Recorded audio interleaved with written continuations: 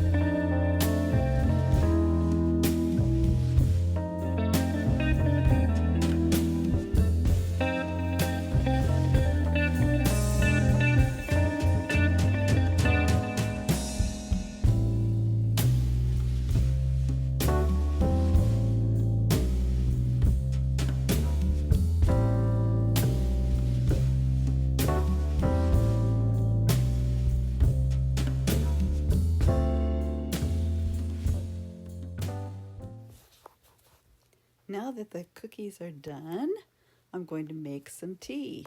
And I've got this cute little bat mug that I like, and it has a cute little tea ball strainer with a pumpkin on it. And today I am making brouwbaka tea. It's a roasted green tea.